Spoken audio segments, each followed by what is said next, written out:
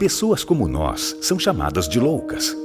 Isso acontece quando alguém é capaz de enxergar algo que mais ninguém vê e persegue essa ideia com todas as forças. A gente sonhou alto e sacrificou muito para alcançar um objetivo maior: tirar um sonho do papel e empreender. Talvez você não nos conheça pelo nome, mas as marcas que carregamos em nossos cartões de visita, essas dispensam apresentações. Agora, formamos o Instituto Êxito de Empreendedorismo, um time de grandes visionários com um novo propósito: levar o Brasil e a América Latina a outro patamar através do empreendedorismo. Estamos aqui para ser o motor de uma nova era, compartilhando conhecimentos com aqueles que têm uma boa ideia e aquele brilho no olhar. Pessoas exatamente como você. Então, quem é o louco agora? Na competitiva indústria automotiva, algumas coisas são unanimidade: o design italiano, a mecânica alemã, a eficiência japonesa, o conforto americano, a inovação coreana e a energia? Essa tinha que ser brasileira. Moura, a bateria original de 9 dos 10 carros mais vendidos no Brasil. Precisou de bateria? Moura.com.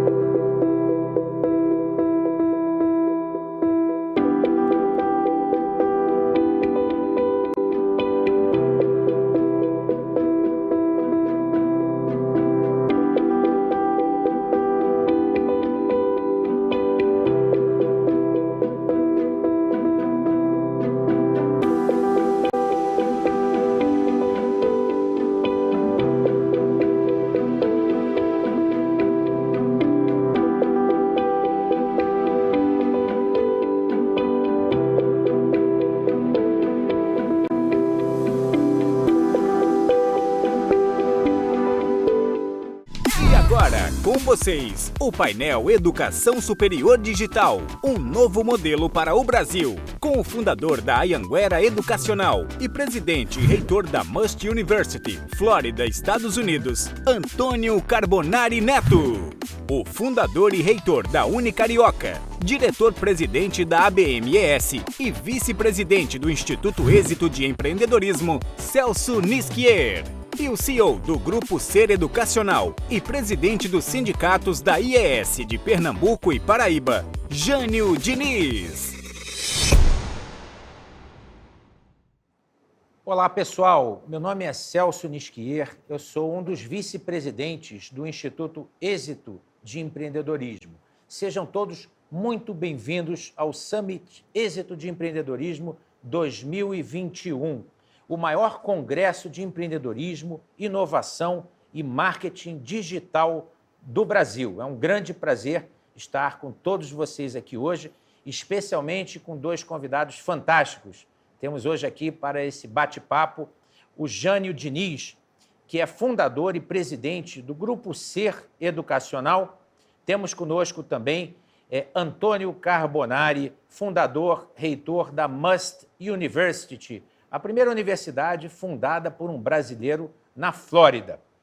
Com esses dois craques, obviamente, o nosso assunto vai ser educação superior digital pós-pandemia. Quais são os desafios e as oportunidades para os empreendedores nessa área?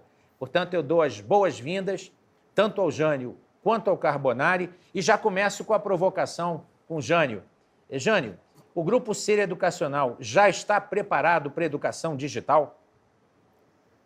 É um prazer estar aqui com todos vocês, Celso, Carbonari, principalmente dois grandes educadores do Brasil. Carbonari, como sempre, um dos ícones da educação, uma das pessoas que ajudou a transformar a educação no Brasil e sempre inspirou todo mundo, inspirou a gente. Olha, Celso, o Grupo Ser Educacional ele tem mudado e evoluído de uma forma muito rápida nesses últimos anos. Nós começamos um processo de transformação digital no Grupo Ser Educacional desde 2017, 2018, em que a gente fez um projeto de transformação digital que não acaba nunca, que está sempre evoluindo, baseado em 4 pilares básicos. O primeiro deles foi a mudança cultural e comportamental das pessoas que trabalham conosco, dos nossos colaboradores, de todos que são do Grupo Ser Educacional, e até dos nossos alunos. O segundo pilar foi inovação. Então, a inovação, quando a gente fala no modelo de inovação, ela acontece de fora para dentro, de dentro para fora. Inovação não é simplesmente o uso de tecnologia. Tecnologia é mais um dos pilares do processo de transformação digital que nós fizemos. E o último dele é a experiência do nosso aluno. Então, tudo e todas as decisões tomadas dentro do Grupo Ser Educacional é pensando em como o aluno vai ter uma experiência boa. Como é que, se o aluno vai ser bem-sucedido como aluno e não só como profissional. A ideia é de que esse processo de transformação digital ele aconteça para isso. E aí veio a pandemia, veio o isolamento, e nós estávamos preparados para fazer uma mudança significativa em termos dos processos, dos modelos, e principalmente em torno de tudo aquilo que nós entregamos para o nosso aluno e de como esse processo ajuda a transformar a vida do aluno com uma experiência completamente diferente, não aquela experiência presencial, mas uma experiência híbrida em que ele consegue navegar entre os dois mundos, e a gente acredita que isso é o futuro a partir de agora. Muito bom. É claro que quando a gente fala da Must University, fundada pelo Antônio Carbonari, a gente está falando de uma instituição, Carbonari, que já nasceu digital, não é isso? Fala um pouquinho, como é que você está vendo esse cenário aí pós-pandemia e como a Must University está se posicionando a esse respeito? Olha, Celso, aliás, Jânio, parabéns, você tem uma fantástica. A Must University nasceu assim, 100% digital. Foi difícil aprovar lá, porque o Conselho da Flórida é mais burocrático que o do Brasil, hein? Bom, aí nasceu. Aí começamos a fazer 100% digital, as aulas, o conteúdo, cada professor que fazia o conteúdo tem que gravar um vídeo de 30 segundos cada um, enfim, conseguimos fazer. Mas a nossa ideia, primeiro, e eu lancei marketing americano com muita televisão lá, Must University, a Universidade dos Brasileiros na Flórida. Nossa, pegou fogo. Agora, o ano que vem, eu vou fazer assim, Must University, a Universidade Latino-Americana da Flórida. É o segundo mercado. E é grande. Mas, assim, foi uma ideia, e a minha filha estava lá estudando, eu fui para lá e tal. Já pensou 2 anos de aposentado? Tá louco, meu? Vamos fazer alguma coisa aí. E resolvi criar, fiz um projeto. Mas a ideia sempre foi o seguinte. Vocês se lembram, quando eu estava na Anhanguera, aquele grupo Anhanguera, quando eu criei o grupo, a missão dela, desenvolver o projeto de vida do aluno, não meu. Não, projeto de vida do aluno. Bom, agora aí, faz uns dias, aí eu vi o Ministério da Educação falar, o MEC vai desenvolver o projeto de vida do aluno, meu, 20 anos atrás. Então, desenvolver o projeto de vida do aluno é a nossa função. O Grupo Ser faz isso, o Unicarioca faz isso, e mais outras aí. Quer dizer, eu não faço faculdade, universidade, para mim, para desenvolver o projeto de vida do aluno. Essa é a ideia da Must, está dando certo, e cresceu muito. Em 4 anos, nós estamos com 1.600 alunos, só de mestrado, hein? Todos os diplomados da Must têm o diploma reconhecido no Brasil até agora. São 200 e pouco todos. São várias universidades brasileiras que confiaram em nós, inclusive o Jânio sabe disso. Várias universidades acreditaram na Must. É um projeto sério, um projeto bom. E outra, mestrado, gente. Precisa fazer. Porque hoje a graduação é muito boa, mas é o mínimo. Não é o que precisa. Quer dizer, precisa um pouquinho mais. Então, essa é a ideia, viu, Celso? A Must veio para ficar. E eu estou levando aí também aquela velha ideia do Grupo Anhanguera S.A., né? Desenvolver o projeto de vida do aluno. Essa é a ideia. Muito interessante, eu acho que está bem sintonizado com o que se fala a respeito do protagonismo do jovem nesse mundo pós-pandemia, né? Fala-se muito em 3 palavras: protagonismo, acolhimento, né? E isso a gente sabe que a pandemia deixará muitas sequelas, tanto físicas quanto psicológicas. Protagonismo, acolhimento e também conectividade. Eu queria trazer aqui para o debate com vocês uma pesquisa recente da ABMS que perguntou aos estudantes o que eles prefeririam a respeito da modalidade de aprendizagem. Quantos prefeririam o presencial? Quantos prefeririam o híbrido? Quantos prefeririam o remoto, estrito sensu? Vocês sabem que 55% dos estudantes pesquisados preferiram a modalidade híbrida. Só 29% optou pelo presencial estrito sensu.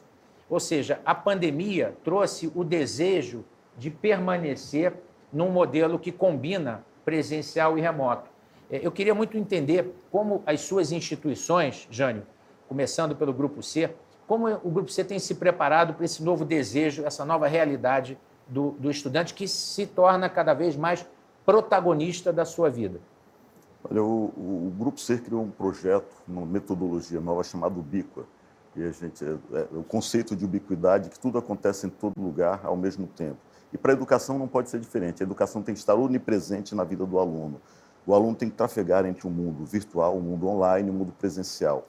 O que nós temos feito é, dentro desse projeto, fazer com que tudo esteja disponível para o aluno no momento que ele quiser.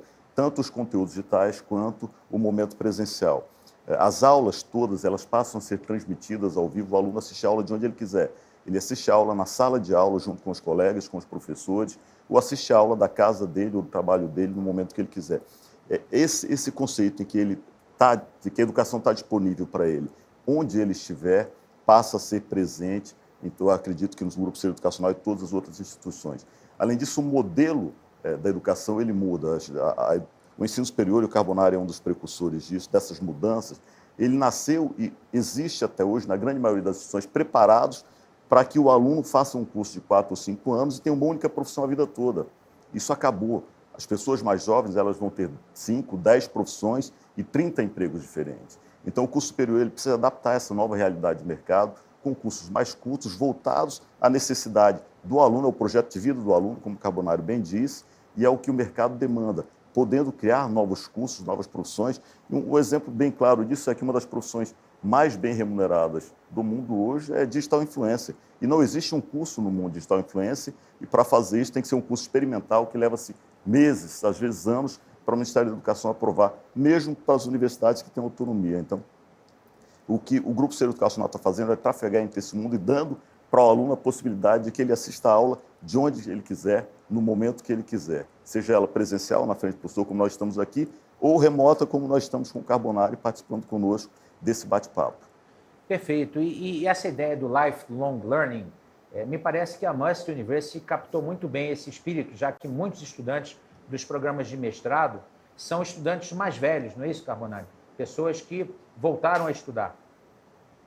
A média dos nossos alunos é 30 anos. A média. Outra coisa, eu tenho que fazer uma crítica aqui, vocês me desculpem, mas o nosso sistema educacional e a CAPES aprova o mestrado na unidade, 30 vagas, 20 vagas. Gente, proibir de um aluno estudar? Eu vejo aqui do meu lado, tem algumas universidades estatais aqui, quantas vezes tem 30 vagas, 32, 24. Bom, o cara quer fazer o mestrado, quer fazer. Tem algum mal, faz mal para a saúde você ser mestre ou doutor? Quer dizer, o sistema educacional brasileiro ainda é imperial. Dom Pedro I, hein? Porque o Dom Pedro II era muito melhor. Então, precisa abrir, gente, abrir. Quer fazer o mestrado, tem vaga aí. A universidade estatal está aí para servir o povo. Aí. Então, o que nós fizemos? Por exemplo, lá nos Estados Unidos, não tem número de vagas. Não tem. Falou, vaga? Tem vaga. É isso.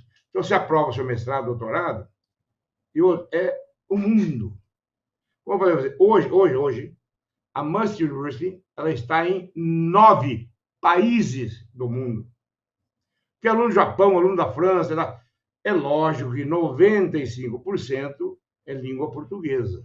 Mas eu tenho 3 bandeirinhas lá. Se você apertar USA, é inglês. Se você apertar o vermelho e amarelo, é espanhol. Apertou o brasileiro, é português. Então, o aluno faz o que ele quer, onde ele esteja. Então, aliás, viu, aqui um segredo entre nós que deve espalhar. Eu estou trocando o nome da Must University para Must International University. É a Então está dando realidade. certo. Tem que fazer isso, gente. Lembrou bem os impedimentos regulatórios, né, que restringem os empreendedores educacionais, né? Você deu o exemplo de um da CAPES, mas nós estamos preocupados, Carbonari e Jânio, com essa questão do retorno para o presencial, porque as atividades remotas elas estão autorizadas somente até 31 de dezembro desse ano. A partir do 1º de janeiro de 2022, as instituições terão que voltar para as atividades como elas eram antes da pandemia. Mas é aquela pequena instituição que apostou no remoto, desenvolveu sistemas, se preparou, capacitou professores, ela vai ter que voltar para a atividade presencial, porque ela não tem um credenciamento em EAD, que ela vai precisar de 2 ou 3 anos para obter. Então, vocês não acham que isso é um retrocesso? Não aproveitar tudo que o Brasil conquistou com as atividades remotas a partir de 1º de janeiro do ano que vem? O que você acha, Jânio? A pesquisa que vocês fizeram, que a BMS fez, mostra que isso é um retrocesso. Os alunos eles não querem estar em sala de aula o tempo todo mais. Essa mudança ela foi cultural. É uma mudança que iria acontecer em alguns anos, mas esses 2 anos de pandemia e de isolamento trouxeram isso para o aluno. A gente também fez no Grupo Ser Educacional uma pesquisa perguntando quem queria voltar para a sala de aula agora. 57% dos alunos disseram que não querem voltar, 20% não respondeu e só 30% menos de 30% disse que voltaria. Então, esse avanço que aconteceu em termos de mudança de tecnologia, de preparação, de treinamento de professores e alunos para aprenderem a conviver com isso, não poderia ser deixado de lado. Então, nós temos, em termos de regulação, até o final do ano sendo permitido, é preciso fazer uma avaliação profunda, mas é preciso entender, então, mais do que isso, como é que essas mudanças elas afetam a vida do aluno, como é que elas afetam a instituição e mais como é que elas permitem que a educação evolua no país. Você fez uma pergunta também sobre Long Life Learning para o Carbonari. A educação ela deve ser vista de forma diferente. De novo, o ensino superior ele foi pensado para ter um curso de 4 anos para as pessoas passarem a vida toda naquela profissão. Isso não é mais verdade. A educação ela tem que seguir o aluno a vida toda para que ele tenha um redirecionamento profissional, um aprimoramento profissional sempre que necessário, ou quando ele olhar para o mercado e ver que o mercado mudou. As profissões mudaram, ele não pode ficar preso numa decisão que ele tomou com 17 anos, por 60 anos de vida profissional, não faz absolutamente nenhum sentido. Então, essa mudança em termos de educação continuada, ela deve ser feita e o aluno ele deve ser acompanhado, orientado, para que ele consiga navegar com isso, como se houvesse uma bússola pessoal e profissional e que consiga ajudar o aluno a fazer as escolhas corretas dentro do que o mercado demanda, dentro do que ele tem como perfil comportamental. E aí não há retorno. O uso de tecnologia para a educação, do ensino remoto, do ensino à distância, do 100% online e do híbrido, ele deve evoluir. E o Ministério da Educação deveria acompanhar isso. Infelizmente, a regulação sempre demora mais do que o mercado. Concordo, esse é um drama, né? O Carbonari, que foi Conselheiro Nacional de Educação, aliás, um ótimo conselheiro, acompanhou isso de perto, né? Essa questão dramática do tempo da regulação. Carbonari, você acha que o Conselho Nacional de Educação, as nossas autoridades públicas, eles já estão maduros para essa necessária evolução para uma educação mediada por tecnologia? Olha, Celso, Jânio, eu preciso falar uma coisa para vocês. Não é como ex-conselheiro, não. É como o cara que se preocupa com a educação. Primeiro, hoje, qualquer curso presencial pode dar 20% de educação online, não é isso? Espera aí. Se você tiver conceito A e B, você pode dar 40%. Mas a resolução do Conselho antiga já diz assim, se você tiver atividades complementares e estágio, chegam até 20%. Então, espera aí.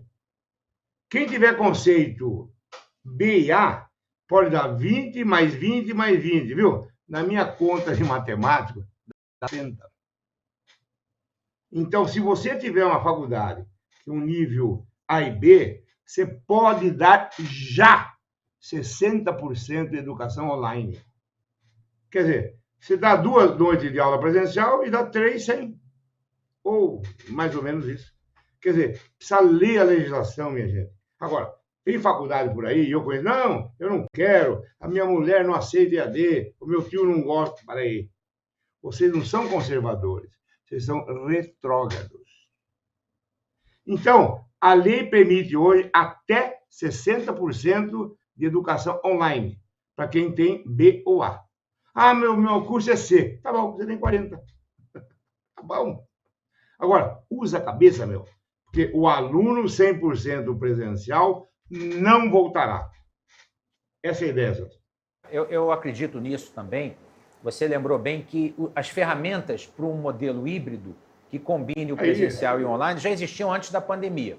Né? O que houve com a pandemia é uma cultura nova que aceita melhor essa realidade. Inclusive, a cultura do próprio professor foi um herói durante a pandemia, adaptou as suas atividades, trouxe os alunos para dentro da sua casa usando Teams, Meet, Zoom. E é isso que a gente tem que agora enriquecer nessa volta às aulas e aproveitar o melhor desses mundos. Aliás, eu queria perguntar, começando pelo Jânio, o que você acha que é mais adequado para o online e o que é mais adequado para o presencial? Você já tem esse modelo lá do que funciona melhor presencialmente e o que funciona melhor online? Veja só, o presencial, o físico, não há o que discutir, ele não evoluiu muito. O que a gente acha que vai acontecer o presencial puro não vai mais existir. Isso o Carbonari acabou de fazer. Qualquer instituição pode ter 40%. Então, ele não existe mais. O aluno do curso presencial ele tinha muito menos conteúdo, muito menos informação e um acompanhamento pela média e não individualizado, como acontece com o aluno dos produtos digitais, dos cursos digitais. Então, todas as instituições, eu não acredito, o ser educacional não tem mais produto 100% presencial, eles são híbridos e vão acontecer assim, a gente vai ter 40%, 60%, e mesmo do curso que é presencial da aula, que é dado em sala de aula, o aluno não precisa ir, porque essa aula vai ser transmitida, ela vai ser remota também. O aluno pode assistir da sala de aula ou da casa dele. Isso é fato. E o modelo digital, os cursos 100% online, eles seguem o padrão do que a MUS faz muito bem, do que o Ser Educacional também faz muito bem. É um modelo em que é feito, no nosso caso, o formato on-page, em que o aluno ele não tem só uma aula gravada ou não é transmitido ao vivo. É um modelo em que o aluno ele consegue dialogar com a aula dele. Ele vai seguindo a aula, que vai ter um conteúdo gravado pelo professor, vai ter um texto, vai ter um quiz, vai ter um exercício, ele volta para outro conteúdo de orientação e depois ele vai conversar com os tutores que estão acompanhando, tutores acadêmicos orientando, depois, no nosso caso, vai falar com o tutor de experiência do aluno, que é um assessor motivacional do aluno, está lá conversando com ele, entendendo o que se passa, não só na sua vida acadêmica, mas na sua vida pessoal, para dar apoio para esse aluno, porque estudar à distância não é fácil. É preciso muita dedicação, muita força de vontade e muito mesmo tempo de dedicação. Para um aluno ser bem-sucedido no curso 100% online, ele tem que ter aí entre 15 e 20 horas de estudos pessoais por semana. O aluno do curso 100% presencial, ele passava isso dentro da sala de aula. Ele não ia estudar sozinho em casa. Então, o perfil do aluno do ensino à distância é um perfil de um aluno diferenciado e ele, agora, com essa mudança cultural que aconteceu em função da pandemia, ele evoluiu e ele passou a aceitar. Os pais passaram a aceitar, porque tem os filhos de 6, 7, 8 anos estudando em casa, fazendo as aulas remotas, e o aluno do ensino superior, então, está aceitando muito mais. Por isso que deve ter um crescimento significativo do ensino 100% online e o presencial ele deixa de existir e passa a ser híbrido. Eu concordo e imagino realmente que o Brasil vai, em breve, penso que já no ano que vem, vai ultrapassar no número de estudantes à distância comparado com o número de estudantes presenciais. Eu acho que a gente vai ter no Brasil mais alunos de graduação à distância do que alunos presenciais muito em breve, o que é uma virada cultural realmente enorme. Agora, quando a gente fala, Jânio, em cursos 100% online, a legislação hoje com exceção desse momento das atividades remotas, a legislação hoje exige que as provas sejam presenciais. O que você acha disso? Porque essa exigência volta ao final do período da pandemia e que mesmo um curso 100% online, digital, ele tem obrigatoriamente a necessidade das provas presenciais. Qual a tua visão sobre isso? O meu sentimento, e de novo, o Carbonari como conselheiro participou bastante disso, eu acho que deve concordar com isso, é de que alguns cursos demandam aulas práticas e demandam avaliações práticas também, cursos de saúde. Isso tem que acontecer, não pode mudar. O aluno não vai fazer de enfermagem, não vai aplicar uma injeção virtualmente, ele tem que ir lá e fazer isso. Mas os cursos que são 100% online, eles só têm avaliação presencial por medo de que houvesse fraude na avaliação. A tecnologia hoje já permite que qualquer tipo de avaliação seja feita online, sem fraude. Ele trava uma câmera, ele trava áudio, ele trava tela de computador, o aluno vai ter que fazer aquela prova ele mesmo fazer. Então, não faz muito sentido em que você tenha 100% do conteúdo à distância e que você não tenha, e que você tenha que fazer uma prova online. A exigência, por exemplo, de biblioteca nos polos não faz sentido, porque 100% da biblioteca hoje ela é virtual. Digital. Então, essas coisas que precisam mudar. Eu acredito que vai ter uma evolução. A gente passou 2 anos fazendo prova à distância e agora volta a fazer. Por que esses 2 anos foram permitidos? Era ruim, o resto tem que voltar a fazer. Sobre esse assunto, aliás, o Carbonari tem uma experiência muito grande, já usa, inclusive, tecnologias, né, ligadas à avaliação não presencial. Fala um pouquinho dessa experiência, porque acho que muita gente não sabe que isso é possível. Não, Celso, veja bem, quando eu montei a Universidade dos Estados Unidos, quando você fala em avaliação, você fala em avaliação do quê? Da aprendizagem, não é do ensino. E quando os educadores brasileiros saíram do ensino para a aprendizagem, eles começaram a diminuir a importância do professor em sala de aula. Viu? Eu fui um aluno na minha faculdade de matemática, o professor dava aula de costas para o aluno, escrevendo na lousa, bli, bli, bli, bli. Ele ficava a aula inteira de costas. Eu ia lá, tomava um café lá fora, eu voltava e ele estava de costas ainda. Então, vamos parar. Quando você fala em aprendizagem, o ensino, o foco é no transmissor, no apresentador. Quando você fala em aprendizagem, é o aluno aprendendo, vírgula, por qualquer meio. Você tem um aluno hoje que só aprende de ouvido, o outro de visão, o outro combinado. Pô, tem aluno que se ouvir o rádio, a rádio ele aprende. Então é o seguinte, se o foco é aprendizagem, diminui aquele famoso apresentador de sala. Essa é a primeira coisa. Segundo, quando eu cheguei lá, a minha avaliação é assim, 20% de trabalho e tal, 20% webquest. A prova escrita é 20%, 25%. Opa! Aí eu descobri lá nos Estados Unidos que tem uma empresa muito grande, aliás, viu, mantenedores, chama-se Proctor U. Ela faz prova online para 1.200 universidades no mundo. Aqui no Brasil não pode. Legal você. Agora, vou juntar esse assunto. Quando eu cheguei no conselho, falei, gente, vamos descentralizar, alguém falou, não, nós vamos perder o poder. Opa! Entrei num balaio de gato. É que tem que descentralizar. Eu gostaria que os conselhos municipais decidissem. Por exemplo, a Must University hoje, lembra, os Estados Unidos tem 50 estados. O diploma dela vale em 40. Por quê? É estadual.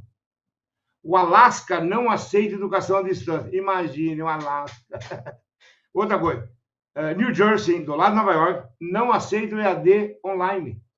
Então eu estou cada mês conversando, fazendo acordo e tal. Então, a educação americana é estadual.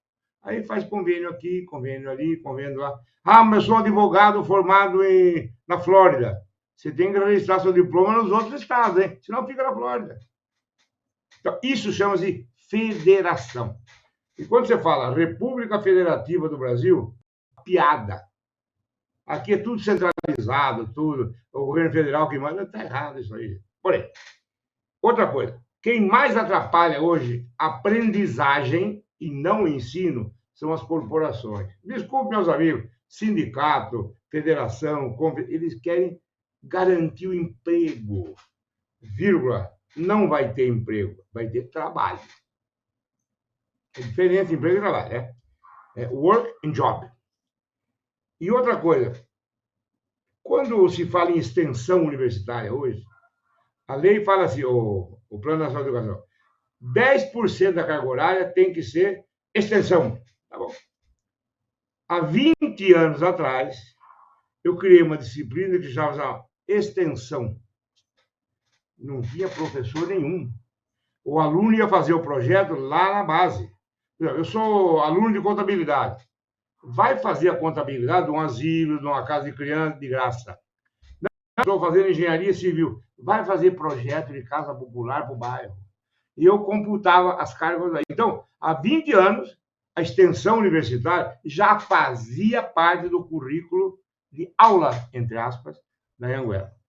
Hoje começou de novo, tem um seminário. Como transformar a extensão em aula? É fácil. Defina a hora. Um coordenador cuida de 10 cursos.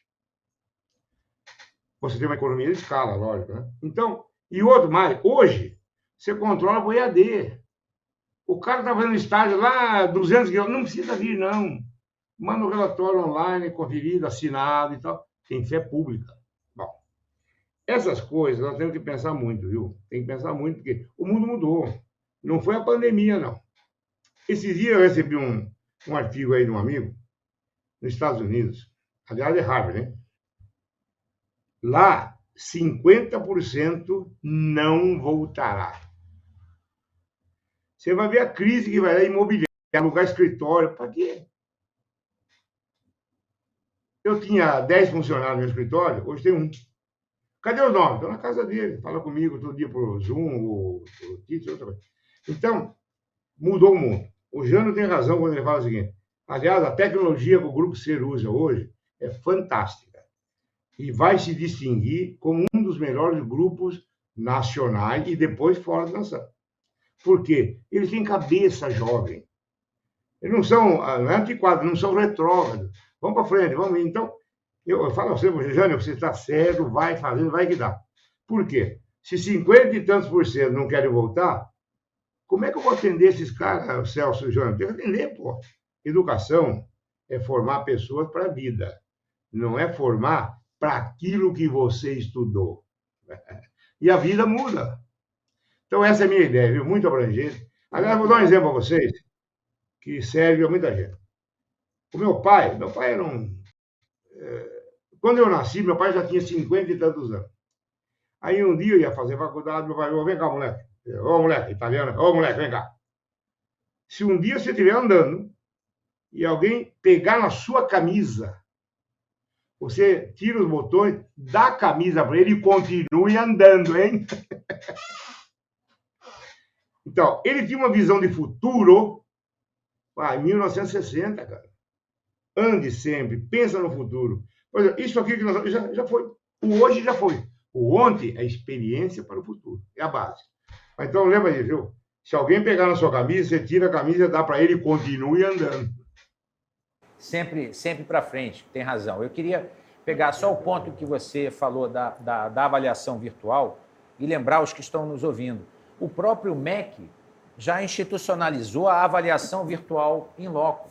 O MEC já está usando instrumentos de avaliação remota para avaliar as instituições de educação superior. Então, por que a gente não pode evoluir também para avaliar o estudante remotamente, já que o próprio MEC adotou, aliás, com uma excelente iniciativa do presidente do INEP, Danilo Dupas.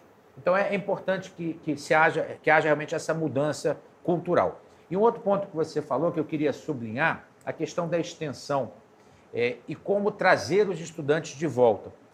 A curricularização da extensão, trabalhar com projetos de extensão ligados à comunidade, pode ser um grande gancho para trazer o aluno para dentro do ambiente. Porque o estudante hoje, ele busca propósito, ele busca não só saber o que ele vai estudar e como ele vai estudar, mas para que ele vai estudar, para o seu projeto de vida. E muitos estudantes querem melhorar a situação, querem devolver para a comunidade o que eles receberam. Muitos são de primeira geração que chegam à universidade. Então, a extensão universitária pode ser um grande gancho para trazer de volta os estudantes para dentro da instituição. E eu pergunto ao Jânio como o Grupo Ser Educacional vai trabalhar essa obrigação da curricularização da extensão até o final de 2022. Já tem isso planejado? Só terminando a questão da avaliação, o Carbonari falou de uma empresa lá dos Estados Unidos que faz avaliação.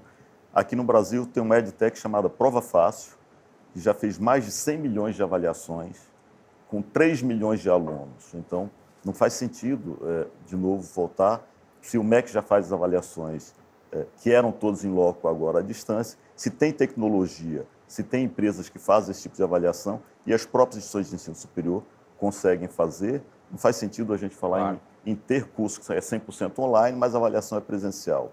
Perfeito. Voltando à questão da extensão, Carbonari tem toda a razão, atrair os alunos e fazer com que eles participem efetivamente e a extensão ela se torne parte do projeto educacional e desenvolvimento dos alunos de projetos que realmente os envolvam com a sociedade, com o curso que ele faz e com a instituição, é muito melhor do que o projeto de avaliação que precisa ter uma carga horária de extensão de 100 horas de determinado curso, o aluno vai lá, faz um seminário, traz um certificado e fiz a atividade de extensão. Isso precisa mudar.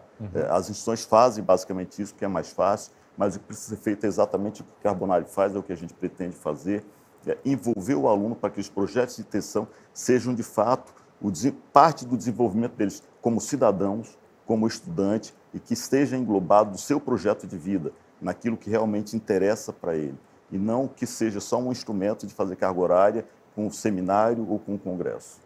Muito bom. E eu quero passar agora para o assunto das EdTechs. Você mencionou a prova fácil, e eu sei que o Grupo C Educacional tem apostado muito nas EdTechs, tem apostado muito em startups do mundo digital como uma alternativa de disrupção ou de disruptura do setor educacional. Como vocês estão apostando nisso? Eu sei, há um projeto belíssimo, né, no centro do Recife de estímulo aos novos empreendimentos. Como é que está esse projeto lá no Grupo C? E como você vê a importância estratégica dessa aposta para o futuro? Olha, essa aposta era toda feita baseado no critério de que as pessoas têm que aprender durante a vida toda, o lifelong learning. E o objetivo é trazer essas EdTechs para criar um ecossistema educacional que participe e acompanhe a vida das pessoas desde o momento em que ele vai tomar a primeira decisão do que vai estudar até o momento em que ele vai fazer um processo de aprimoramento profissional, depois quando ele for fazer um redirecionamento na sua vida profissional e mudar de profissão. E as EdTechs, elas vêm um pouco para isso. A Prova Fácil foi uma das que nós adquirimos. Nós estamos criando esse ecossistema baseado em duas coisas. Uma dos cursos regulados e outra dos cursos não regulados. E uma terceira coisa que está para ser lançada é uma rede social profissional que nós estamos fazendo e que o objetivo dessa rede profissional é dar para o aluno a possibilidade de que ele entenda como é que está a sua vida pessoal, de que ele faça um assessment temporário, periódico, para entender quais são as suas competências pessoais e técnicas, as chamadas soft e hard skills, e comparar com o que o mercado demanda. E essa avaliação, esse assessment, ele vai fazer periodicamente, porque a sua vida muda. Um aluno com 17 anos, ele não pode tomar uma decisão para 60 anos de vida profissional. Ele não tem a experiência, não tem a maturidade e não está pronto para fazer. Se ele toma a decisão do que ele vai fazer nos próximos 5 anos de vida. E nos próximos 5 anos de vida, a profissão que ele escolheu pode ter morrido. Ele vai ter que fazer outra coisa. Então, ele vai ter que se entender como pessoa, vai ter que fazer uma nova avaliação, vai ter que olhar para o mercado e dizer, eu quero isso. Mas quando ele olha para o mercado e diz o que ele quer, esse assessment vai indicar quais são os gaps que ele tem entre os seus objetivos pessoais e o que o mercado demanda das suas capacidades técnicas. Ele precisa preencher esses gaps. E ele vai fazer isso durante toda a vida. Ele vai estar estudando, preenchendo gaps, sendo treinado, sendo reavaliado, estudando de novo para as novas profissões. E o modelo que a gente pretende ter é um ecossistema, não é um marketplace de educação, como muita gente fala, é um ecossistema em que ajude, esteja presente na vida das pessoas desde que o momento em que ele vai tomar a primeira decisão do que ele quer fazer profissionalmente. Em geral, os jovens tomam uma decisão baseada no que o pai faz, no que o amigo faz, ou numa profissão que ele acha que vai ganhar dinheiro, e de repente ele muda, porque imagina que ele trabalha em um departamento de RH de uma determinada empresa, olha lá para o financeiro e diz, eu gosto disso, eu quero trabalhar na área financeira. Ele vai ter que mudar, ele vai ter que estudar de novo para reaprender isso. Então, esse modelo de atração das EdTechs para dentro desse ecossistema é trazer tudo aquilo que pode ser feito. Uma outra coisa, o Carbonari, que gosta muito disso, é uma das inspirações da gente, é fazer, junto da Prova Fácil, um projeto Carbonari de certificação de competências e habilidades. Alguns cursos eles vão deixar de existir. A administração, por exemplo, é um curso que qualquer pessoa vai trabalhar como administrador, mas determinadas competências, determinadas habilidades, elas precisam ser certificadas. Nos Estados Unidos faz muito isso, as empresas de tecnologias fazem muito isso. A IBM faz, tem que ter a certificação IBM para trabalhar com produtos IBM, ter a certificação Microsoft para trabalhar com produtos Microsoft. E a certificação de um encanador que vai fazer o trabalho lá na nossa casa, ou a certificação de alguém que tem uma experiência de vida muito forte. A certificação, imagina, de um militar que se aposentou com 45 anos, vai trabalhar alguma outra coisa e não usam tudo aquilo que ele tem de competências. Um sargento da polícia, ele tem uma experiência em comandar equipes, em liderança gigantesca, e ninguém trabalha, ninguém certifica tudo isso e não usa para outras profissões. Como é que ele vai usar toda a sua experiência de vida para uma profissão nova e como é que ele vai fazer isso? O objetivo desse ecossistema da gente é ajudar as pessoas a que eles façam uma avaliação, entendam o que o mercado e até certificar as competências que ele tem para que o mercado use tudo aquilo. Pode ser um tiro no pé porque eu estou dizendo, olha, vamos certificar a competência independente de produtos regulados ou de educação regulada. Mas os Estados Unidos faz isso com muita frequência, as empresas de tecnologia fazem e a gente pretende fazer isso. Acompanhar essa tendência, né? E aí eu pergunto ao Carbonari, que está lá com a cabeça nos Estados Unidos, na inovação, o mestrado principal, né? O primeiro mestrado da Murray University foi sobre novas tecnologias digitais na educação. Como é que está esse movimento das EdTechs e como isso está influenciando as universidades americanas, Carbonari? Bom, veja bem o seguinte, o Jânio falou muito bem. Primeira coisa, eu recebo, até em função do Instituto Êxito, né? Eu recebo aí umas 10 a 12 startups por mês aqui. Vale a pena, não vale e tal. Falei, só que vocês entendem, eu sou um consultor muito caro, hein? Eu não cobro nada. Então tem muitas startups. Agora, precisa pensar, sério, o professor não é mais o centro do ensino. Acabou o ensino, a aprendizagem. Agora, a tecnologia, ela vem depois ou igual à metodologia. Ah, mas eu sei usar Excel, Word, sei o quê. Qual é a metodologia? Então, eu tenho recebido alguns amigos aí, aliás, recebi ontem um cara aí genial. O cara fez uma plataforma de ensino, todos os conteúdos dele dá 20%. O resto é competências. Eu fui, quando estava no conselho, Celso, fui correlator da BNCC, Base Nacional Comum, Curricular Comum. Quer dizer, então, a partir de 2022, que é obrigatório, não é mais só conteúdo, é conteúdo e competência. Então, vamos definir de novo o que eu já falei o ano passado. Conteúdo é saber. Competência é saber fazer. E habilidade, saber fazer bem. Opa! Quando foi aprovar a BNCC no conselho, eu posso fazer uma pergunta? Vocês sabem o que é fração? 100%. Tá. Sabem somar fração? 70%. Aí eu falei, viu? Vocês sabem somar fração de cabeça? 1%. Quer dizer, tem conteúdo, um pouco de competência e nenhuma habilidade. Habilidade é uma coisa pessoal, não precisa ter. Agora, se você tiver conteúdo e tiver competência, você vai longe.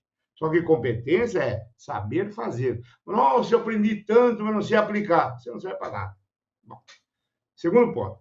O curso de graduação hoje é o mínimo, repito, é o mínimo que uma pessoa tem que ter. Por quê? É cultura mundial. Qualquer curso superior é importante. Agora, vou me especializar. Opa, aí tem lato sensu, tem mestrado, tem doutorado, que atinge mais ou menos 5% da população. Mas a graduação é fundamental. Aí, como o Jânio disse, e as competências? Opa! Esse movimento, há uns 10 anos atrás, tanto a Google como a Microsoft começaram a contratar pessoas da Califórnia. Não, emprego, tal, tem que saber fazer tal. Saber fazer, tal. Não pediram diploma. Então, assim, eu defendo, primeiro, tem que ter um curso superior para igualar mundialmente a sua cultura.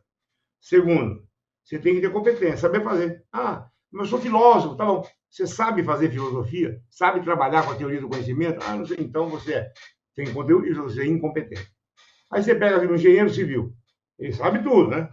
Você sabe fazer um projeto de casinha? Eu só sei até 2 andares. Então você é incompetente. Quer dizer, saber fazer hoje, o mundo moderno exige. E aí vem, então, o quê? Os cursos de extensão, os cursos livres.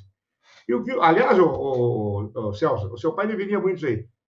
Fica menos tempo na universidade e volta mais vezes. Então, um ano e meio, volto, faço um curso de 30 horas, 60, 50, 100. Você tem que ir mais, porque a universidade evolui e você tem que buscar competências novas, que você não aprendeu na graduação. A graduação é o básico, hein? Pelo amor de Deus, não deixe de fazer a sua faculdade, seu curso superior. Depois, é competência, é saber fazer. Então, esses cursos que o Jânio colocou de competência são importantíssimos. Amigo, eu queria, assim, a gente está chegando próximo do fim, e nós somos um Instituto Êxito de empreendedorismo. Aliás, nós três ajudamos a fundar, com a liderança do Janguier Diniz, esse instituto que realiza o Summit. Em rápidas palavras, para a gente sintetizar, realmente rápidas, eu queria ouvir vocês dois.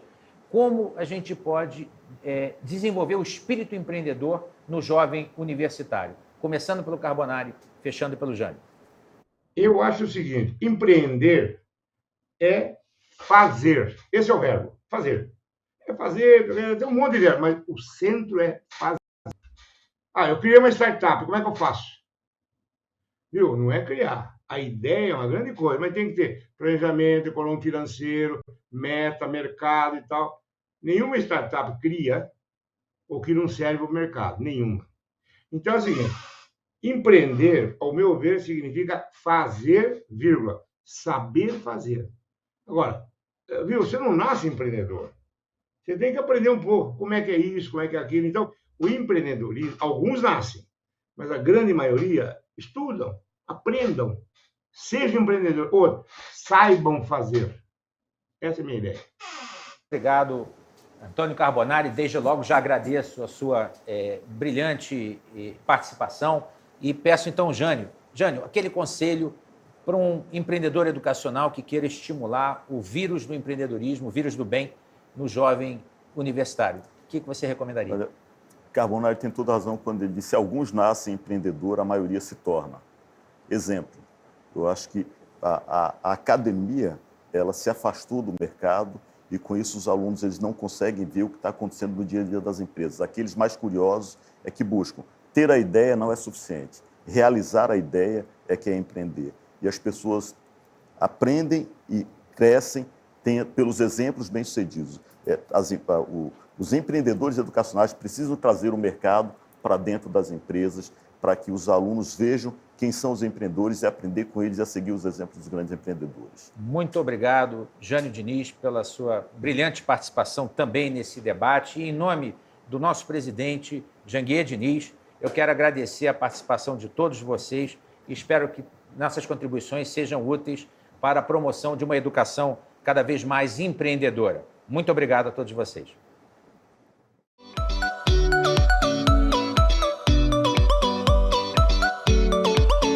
Você sabia que empreendedores autistas têm uma capacidade de concentração muito maior que outros?